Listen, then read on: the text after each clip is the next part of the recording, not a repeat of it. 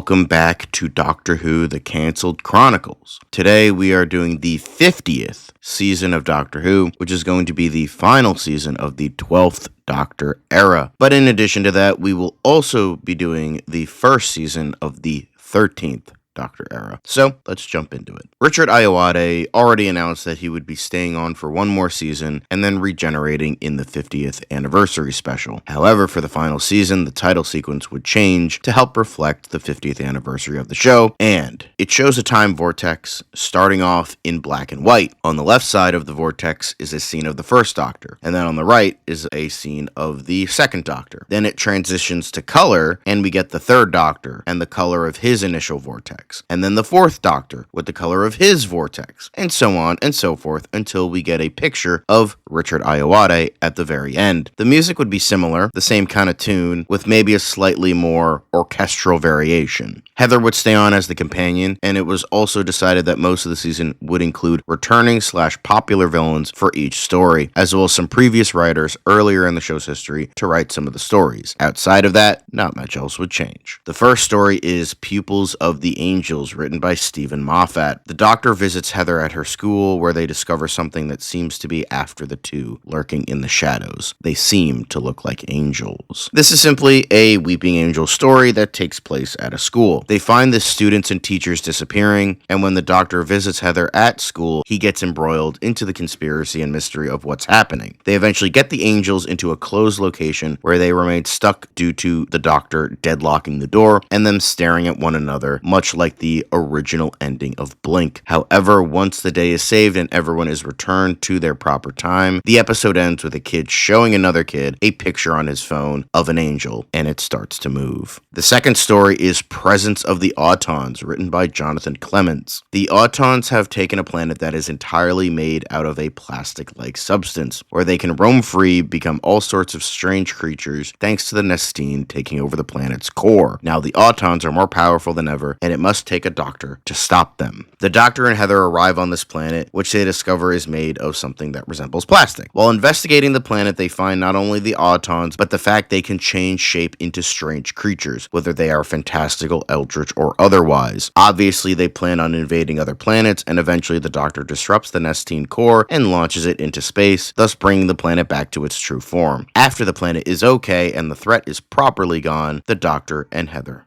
leave. The third story is The Rebel Flesh, written by Matthew Graham. The TARDIS is hit by a solar storm, sending the Doctor and Heather to a monastery on an island on Earth in the 22nd century, which has been converted into a factory to pump acid off the island. To prevent death from the acid, the workers have utilized a programmable matter called the Flesh, which creates a doppelganger called Ganger, controlled by the worker. As the solar storm hits, the Gangers become independent, and the Doctor and his companion must work to prevent the two groups from breaking into a war. This would be an adaptation of the Rebel Flesh / Almost People two-parter with some slight changes. The Doctor's performance would be more subdued when he gets his own double, and then the ending with the companion being a flesh double would be entirely removed, as there would be no ongoing arc. Other than that, the two-parter stays relatively the same. The fourth story is Orang Medan, written by Charlie Brooker. The Orang Medan has been lost in the Atlantic Ocean since 1940. The Doctor's always been meaning to check out what actually happened, so he decides to find out. But one's imagination can often play tricks, and not everyone trapped on board may come back alive or unchanged, and an old foe might be at the center. The Doctor and Heather investigate what happened to the Orang Medan by heading to the day of its reported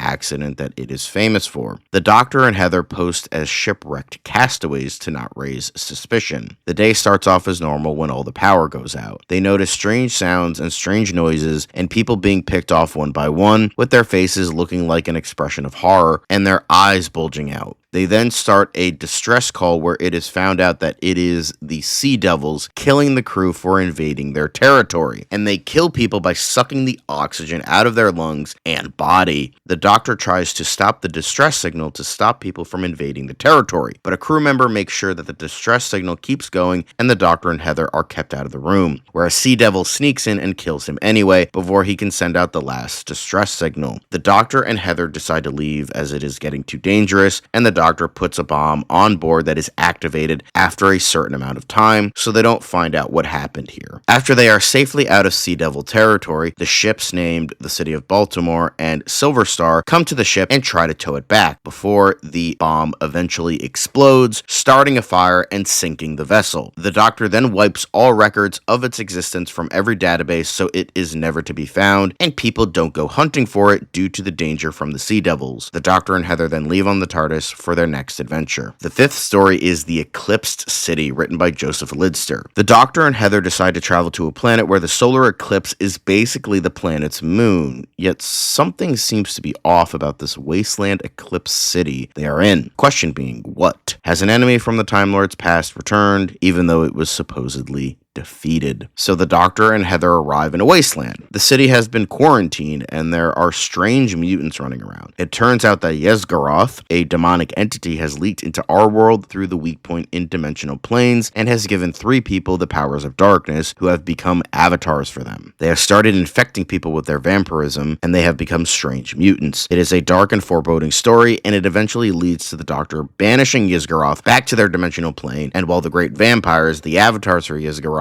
go back to normal, the infected vampires cannot be cured, and the doctor solemnly declares they will die off. However, the doctor transports the avatars, after declaring nothing wrong with them, to another part of the planet to live proper lives. The sixth story is The Churchman of Draconia, written by Neil Gaiman. The monk is dabbling in history again, and this time it's to prevent an alliance between the Draconians and humans, which is at the finishing touches after the war with the Daleks many years before. The breaking of the alliance could lead disaster for the human empire and the Draconian Empire, while the monk reigns supreme of both. This is definitely a disaster in the making. This would be a story that combines many aspects of history and lore. The monk, the Draconians, and the peace treaty between the two major empires that was mentioned in Frontier in Space. The first episode would mainly be the doctor and Heather trying to stop the monk, who would be played by Matt Berry again prior to the events of the lady, from orchestrating bad blood on both sides. Him being an advisor for the Earth Empire and basically fabricating testimonies and evidence that the Draconians are not to be trusted at all. Eventually, during the peace talks and actual signing of a treaty, which is now very tension-filled, the room erupts into finger-pointing and screaming. Then something attacks the room and makes it explode, and the first episode ends. The second episode begins a couple weeks later. It is soon revealed that the monk was successful, and now the Draconian and Earth Empires are now at war with one another. There have already been many pointless deaths, and the doctor soon reveals that the web of time is unraveling, as this was never supposed to happen. The monk reveals that he could rule over both when the dust settles many centuries from now. The doctor and Heather try to provide evidence on the monk's wrongdoings. It is soon revealed that the monk got some Draconian and human naysayers against the treaty to help him bomb the peace talks and supply information to the monk to help them turn against each other. Eventually, the doctor gathers enough evidence to showcase to the Draconians and humans that the war was pointless and set up by the monk. They initially don't believe him until the spies confirm that it is true, and they are willing to be imprisoned or killed after they realize what is happening to the timeline if this continues. They begrudgingly put an end to the war. The monk is imprisoned for his crimes, and everything becomes relatively okay again. But at the end of the episode, the monk unlocks his cell door and smiles. The seventh story is The Doctor, the Planet, and the Irreversibly Poor Decision, written by Frank Cottrell Boyce. Tell the universe. The Rani has turned over a new leaf. The Doctor has agreed to help the Rani with her experiments to save the Ivians. Can the Doctor trust the Rani? Or is the Rani not the problem? When the species becomes warmongering, the Doctor must cross his own time stream again and again to stop himself from making the mistake in the first place. But can he? Can he doom a race to non-existence? So this would be a mix of silly and serious. The first half of the episode would be kind of serious, but still a bit silly, so there isn't a huge tonal shift later. Essentially, the Rani is on this planet, and the Doctor agrees to help her with this genetic cure to help the people of this planet. It starts out all fine and good, but the Doctor keeps his guard up for obvious reasons. He double checks all of her work and everything seems okay. The cure is delivered and people are at first fine, but then devolve into these over-the-top warmongering soldiers. The Doctor is a bit shocked at first when he soon realizes he has been played. The Rani unfortunately can't leave the planet, but she plans to use the people as her own personal army against the universe. The second half devolves into a sillier adventure with the Doctor going back in time to try and stop the Rani from delivering this genetic material to change these people into warmongering soldiers. First, he tries to stop the delivery, fails. Then he goes back to when he double-checked the last time, fails. Then he goes back to when he double-checked the second to last time, and so on and so forth, as well as implementing anything else at various points. He slowly learns that he can't keep going back in time to do this. Meanwhile, in the present, there are things affecting the current timeline that the Ronnie realizes. She also cannot control the new warmongering species, and so she does realize she has to do the unthinkable. When the Doctor comes back to the present, he knows he has to kill the species, but before he is able to do so, the Ronnie does it instead, which leads to the Time Lords finding her and giving herself up. The Doctor then heads back to the TARDIS and tells Heather that there is still a bit of good in everyone. The 8th story is Mark of the Master, written by Mark Platt. The Doctor sees a mark on an ancient monument. It is ancient Gallifreyan. It's the Master's real name, and he's asking for help. The Doctor must travel far and wide to save his greatest enemy. It would essentially be a puzzle-solving kind of episode. He finds this mark and is traveling to different galaxies and planets to try and find the Master. He travels far and wide and eventually is able to find him on a desolate world. There he finds the Master, now played by Toby Stephens, who needs help, genuine help. Somebody did this to him, tortured him, kept him there, and he just needs help. Against his better judgment, the Doctor then brings the Master with him and takes him onto the TARDIS and nurses him back to health. Then the alien race who tortured him, the Zaganax, then start hunting the Doctor. It turns out the Master did some Master-like things after he regenerated into this body, hence why he had a bit of amnesia and was speaking incoherently. The Doctor then provides relief for the alien race and helps them whatever they need help with, and the Doctor then realizes he has to take him to the Time Lords. But of course, the Master escaped, but with maybe something that changed him to be a truly different man. The 9th story is The Narada in Space, written by Paul Cornell. The TARDIS lands on a space station floating around a gas giant. They are ready to pick up a book and archive it on their vessel, but once they grab it and analyze it, people start dropping like flies. Why are the shadows moving? This is all very familiar. The Doctor hasn't seen the Vashta Narada for years. This would sort of be similar to Forest of the Dead, but enough differences so it's not just the same story over again. The Doctor and Heather land on a spaceship that archives works from all over the universe for any reasons they are tasked to. The Doctor and Heather witness them finding an ancient book that was very noteworthy for whatever reason. They then board the vessel and things start going wrong and people get killed off. It turns out that this book held one of the Vashta Narada inside of it, killed a crew member and possessed him, and now is starting to kill other people and possessing them. The Doctor realizes that he cannot stop the creature and decides to let them have the ship. The Doctor, Heather, and any other remaining crew members then leave on the TARDIS now that the one Vashta Narada doesn't pose a threat, and they leave with all the artifacts they can carry. Then, one of the crew members destroys the ship with explosives he set up previously, and they escape back to their home planet with the materials. The episode ends with the book where it all started, floating in space as it was protected from the explosion. The 10th story is Crusade of the Cybermen, written by John Dorney. A group of Cybermen have crash-landed in the Atlantic and taken a vessel hostage, and it forces them to travel to the yet unnamed America to take over the country. The Doctor sees some anachronisms in history and travels down to the Cybermen taken vessel. What he finds is Christopher Columbus's Santa Maria taken hostage. So this would essentially be a pseudo-historical and the Doctor trying not to mess with history further. It would mainly be peace talks with the Cybermen, talking them down from,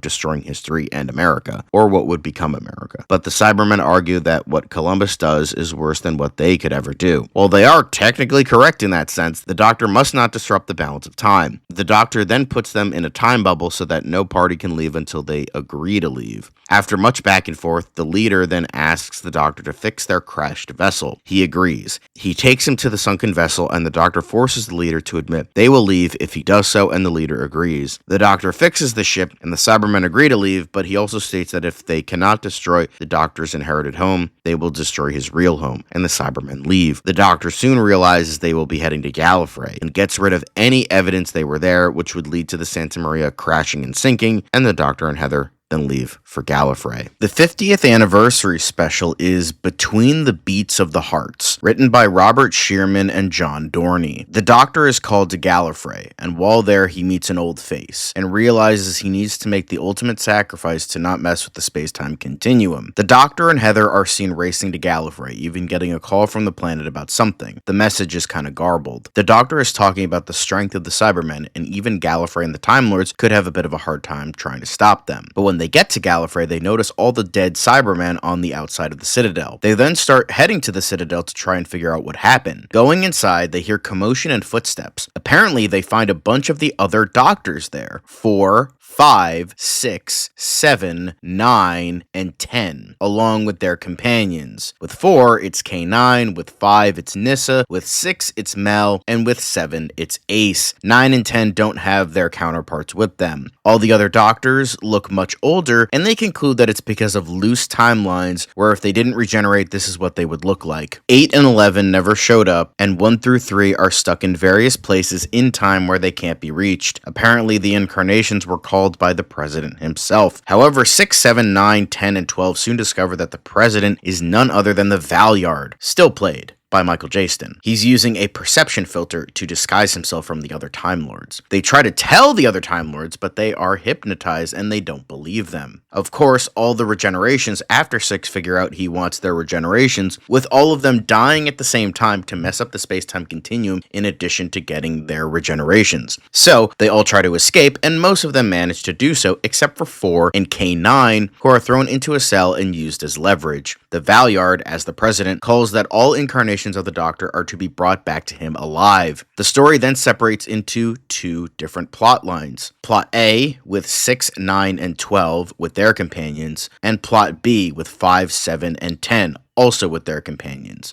The plots go back and forth with them bickering with one another and trying to figure out a way to stop the Valyard. It cuts back to 4 from time to time, who annoys the Valyard with his lack of caring by simply sleeping the entire time. Oh, were you talking? Wasn't me, so it must have been not important. 12 eventually realizes that he does have to give birth to the Valyard, since it is the darkness that exists between him and his final incarnation. They also go over how 9 and 12 don't remember how 6 regenerated. 12 eventually figures something out. He calls upon the other group, saying that they need to stop the hypnotization of the Time Lords, and they will work on stopping the Valyard. The group of 5, 7, and 10 manage to do so, while 6, 9, and 12, now with the help of the Time Lords, put an end to the Valyard's reign of terror by using his plan against him by letting go of any and all Time Lord energy he has. After his energy is sapped, 1 and 8 manage to come in, too little too late. There is even a funny interaction between doctors. 12. What took you? 1. The Doctor is never late. He turns up exactly where he needs to. 8.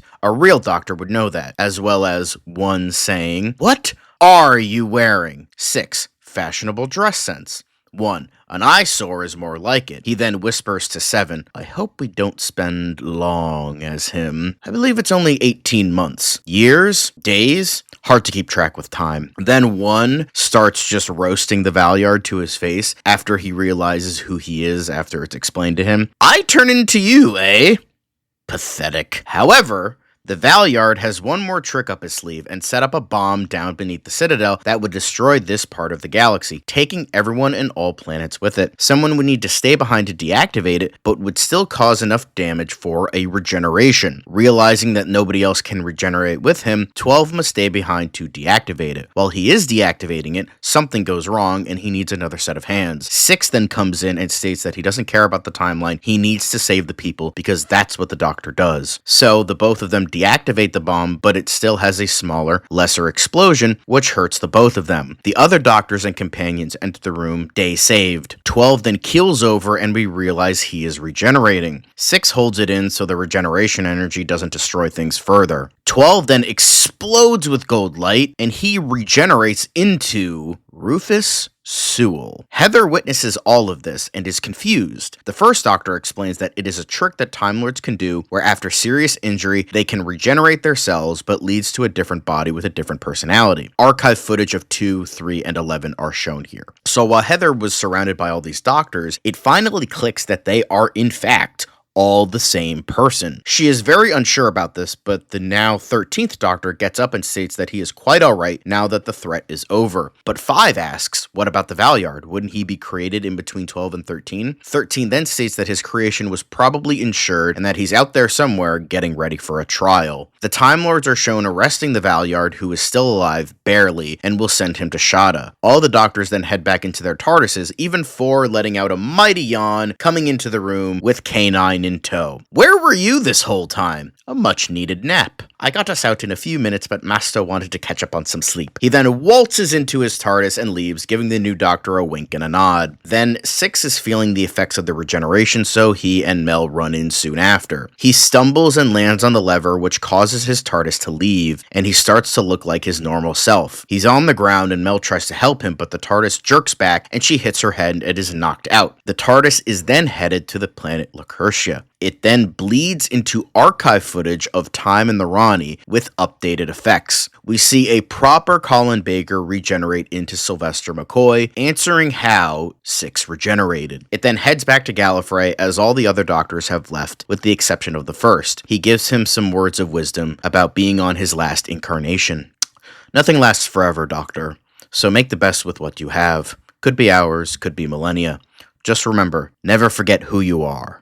A daft old man who stole a magic box and ran away. He gives his famous chuckle and heads back in and references Stephen and Vicky. 13 and Heather head back into their TARDIS, and 13 simply says, "I don't like it.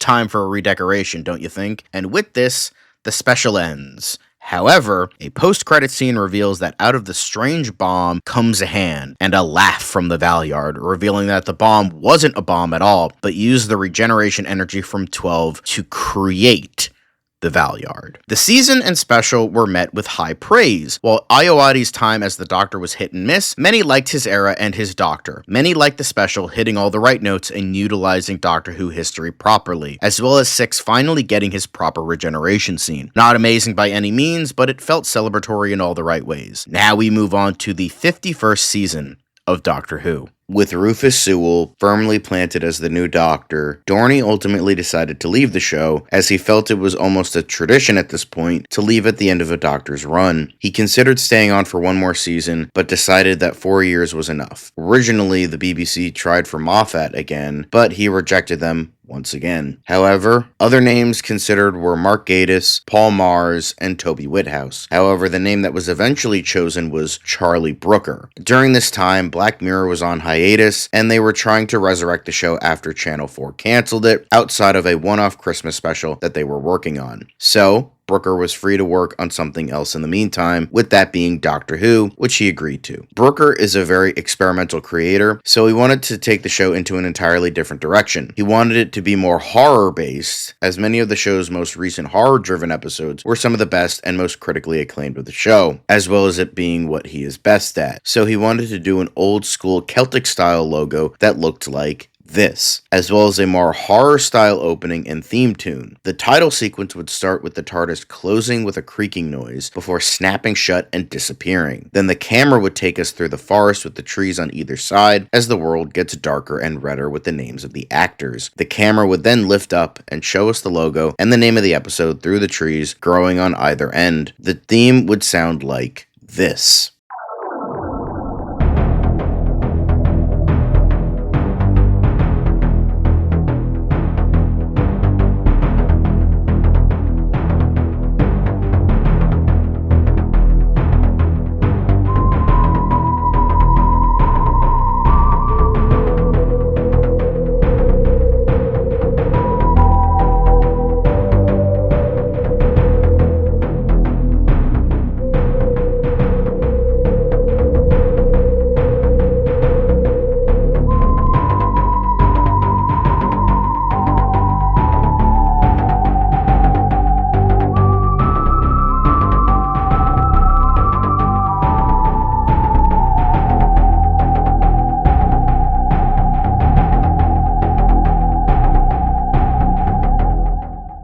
It would be composed by Mark Corvin. Rufus Sewell's iteration would be a much slower, more gentlemanly version of the Doctor, less goofy and over the top and more grounded. It would reflect his age and it being his last incarnation. His wardrobe would look like a Victorian aristocrat, with the default outfit being navy blue. However, over time he would wear different colors of the same outfit. Then his TARDIS would look something like this, a more cushy and comfortable TARDIS interior. It was soon revealed that Heather would depart at some point during the season, and she would be replaced by another companion in the same episode, an older man named Joseph, played by Doug Bradley. He would be an ongoing reminder of the Doctor's mortality and his first incarnation as he is an older man. The episode count would be the same, but the running time would be increased by 5 minutes to 50 minutes per episode. Let us move on to the 13th Doctor era. The first story is Run, written by Neil Cross. The Doctor, now newly regenerated, is with Heather, who is untrusting of the Doctor after he changed his face. They crash land on a planet where the planet's surface is almost like a liquid, and they must keep running to stay alive. Plus, the TARDIS has sunk to the planet's core, and the Doctor must find it while also getting chased by the strange beings that can survive through the surface of the planet. This would essentially be a showcase of the fast-paced nature of a regeneration story. While the Doctor would be a bit used to his new body, there would be some quirks here and there that would cause some obstacles during the episode. So essentially, the entire planet is made up of a quicksand-like substance, maybe something like oobleck, where it holds its shape if you keep moving it, but then turns into a liquid when you stop. It would essentially be the Doctor and Heather stuck on the surface while also trying to get to his TARDIS. At first, it is shown sinking, but then the HADS teleports it away when it gets to the core. In addition, there are almost like sharks beneath the surface. Heather is almost hurt or killed on several occasions, but is saved at the last second. Towards the end of the episode, they are saved by one of the people who are living in the air. He saves them at the last second and brings them to safety. They asked what happened to the world, and they said the unstable core has made the ground like this for millennia, and these creatures adapted to fit into this environment. Eventually, on top of another airship, they find the TARDIS and teleport to their next adventure, with Heather being a bit traumatized from the predicament. The second story is Realm of the Frozen People, written by Dan Abnett. The Doctor and Heather enter a strange planet that looks like Earth but isn't. They soon discover every living person and thing is frozen solid and no survivors for now. Did something cause this Earth to go frozen, or is the Doctor treading on thin ice? This would be somewhat similar to Cold Souls, but it would be more of an apocalyptic scenario. It's clear that something happened to this world and the Doctor has to figure it out. They traverse the planet in the daytime, only at nighttime all the frozen bodies they have been walking past, who they thought were dead, suddenly come to life. The Doctor and Heather think they are zombies or something, so they try to run and hide, only for them to get stuck in a crevasse without food or water. They are trying to survive, but Heather nearly dies of hypothermia. That is, until the frozen people climb down and help them. It turns out something was unleashed upon this world that is unknown to the frozen people, as it was so long ago, and they have become immortal due to the thing that affected the world. And with that, they can survive harsh cold temperatures, but only at night, as it is slightly too warm to live throughout the day. The Doctor tries to figure out what happened, but the frozen people say that they are happy like this, as the world has acclimated to this new life with longer nights. They eventually track down the TARDIS, and the Doctor and Heather head inside. Heather states that she wants to go home. In combination of being unable to get her head around regeneration and this new Doctor, and almost getting killed twice, she wants to leave, and she never wants to see him again, because in her eyes, he is no longer the Doctor, so she leaves. And just when the Doctor is about to leave, an older gentleman runs in to use the telephone, only to see that it's bigger on the inside, and the TARDIS takes off. The third story is Bride of the Red Torch, written by Stephen Cole. The Doctor and now Joseph enter the Victorian era, where people are said to see a strange supernatural woman in fiery red who takes innocent people for no apparent reason, making them go missing. And this flame-boiled bride happens to have her sight on her next target, the Doctor. This would be a rather simple two-parter. The first part would be the Doctor investigating the threat while also getting to know the man who came into the TARDIS, Joseph, played by Doug Bradley, as I mentioned before. The first episode would come to a close when the Doctor realizes the bride is hunting him. The second episode would be the Doctor getting voluntarily kidnapped to see what would happen, while he gives his findings to Joseph to help him solve the case. Now the episode is split into two plots, the Doctor being sent to an underground dungeon filled with other victims, while Joseph slowly figures out that someone in that time summoned the bride from the future, and the journey in time travel corrupted her and left her mutated. The only thing that can control her is the quote-unquote red torch from the man who summoned her, which was an object associated with her daughter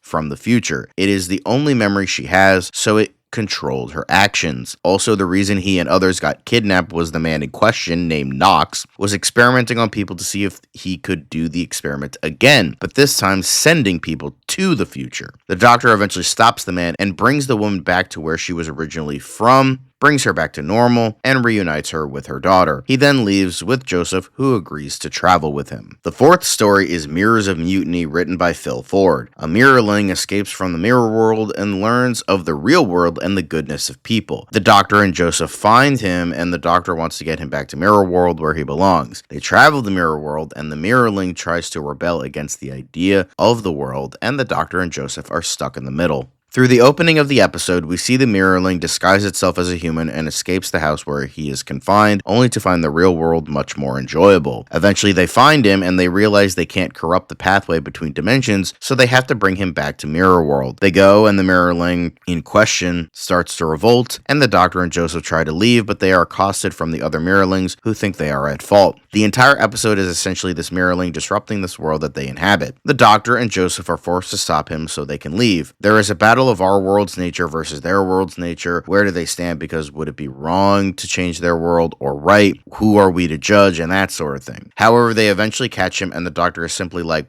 screw it, and disrupts their entire world society by doing some techno mumbo jumbo while also managing to escape with Joseph in tow. The fifth story is Crossroads, written by Charlie Brooker. The Doctor and Joseph land in Mississippi, 1938. Joseph wants to meet one of his favorite blues musicians, Robert Johnson, before he mysteriously disappeared. When the Doctor and Joseph meet him, he appears to be very skittish and scared. He thinks something is after him and that it will only end in death. Joseph wants to save him, but the Doctor warns of fixed points in time.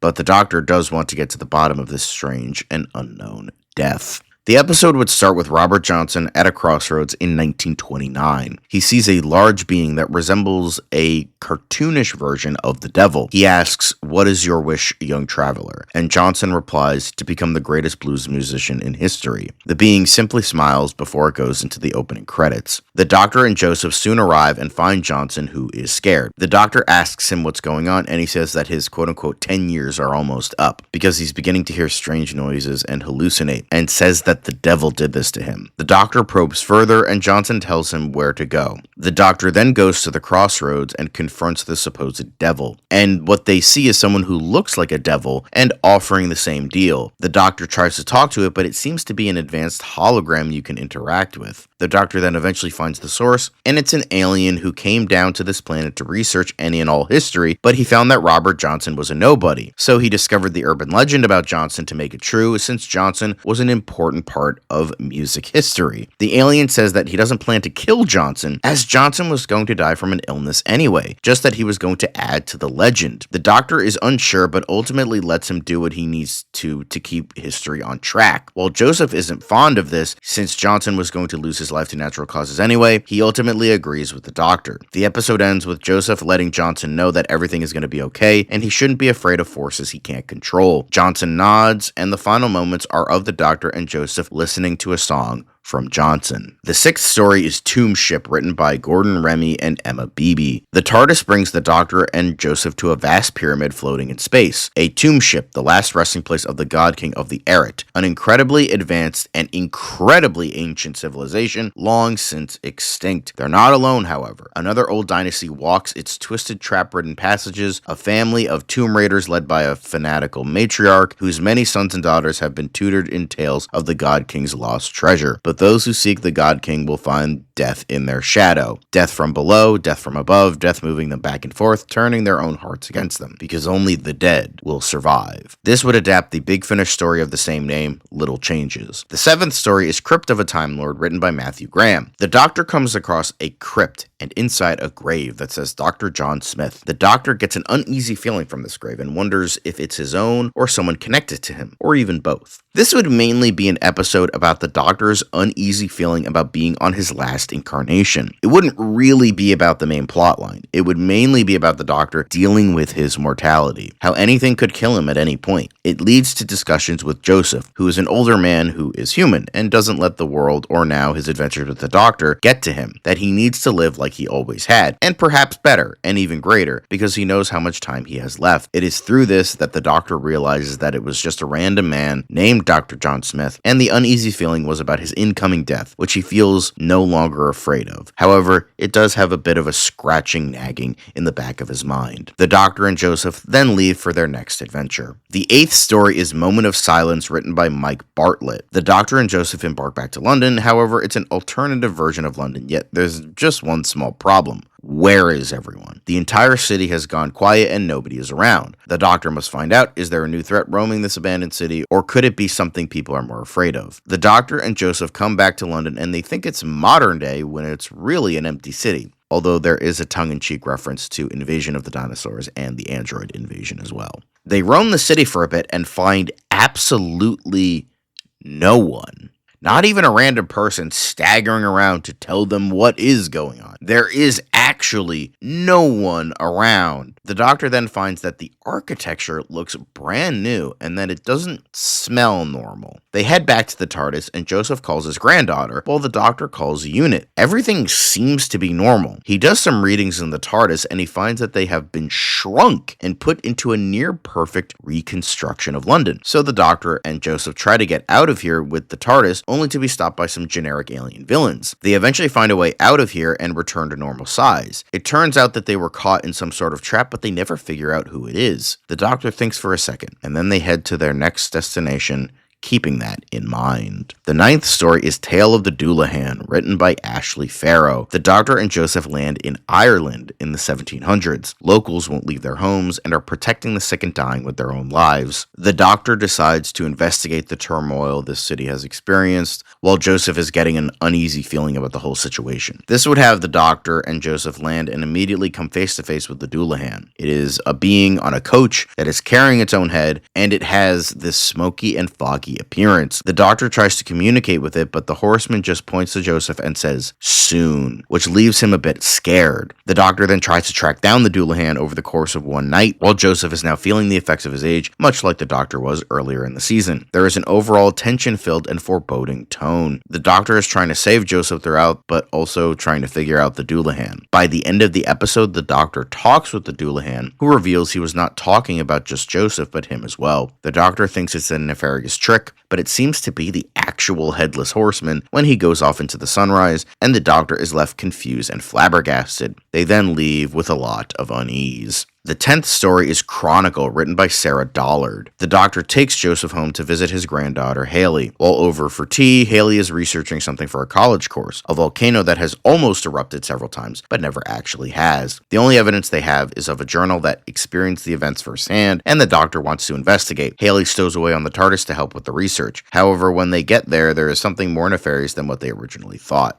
After the last adventure, Joseph wishes to go home for a little while and rest. The Doctor agrees, and Joseph invites him in for tea, where the Doctor meets Haley, played by Holly Earl. They chat about the various things when Haley brings up the volcano. The Doctor is very much intrigued and wants to find out more. So once they are all done and finished, they head back into the TARDIS, and where Haley comes along too without them realizing. They get there and find her, and Joseph tells her it's far too dangerous for her to travel with them. But the Doctor allows it, saying he will protect her. It turns out it's an alien race named the Moncolians, who have been running tests on the Earth's core, and a man whose journal they found is the only one to have seen it, trying to figure it out with them, and the first episode ends there. In the second episode, the Doctor puts a stop to it, and the Moncolians claim that they didn't mean to harm anyone, just researching the Earth and how their core worked, by exploding things on the inside rather than exploding out like a normal volcano. They eventually leave, and while Haley is happy to note that she got a lot done for her project, she realizes she can't use it because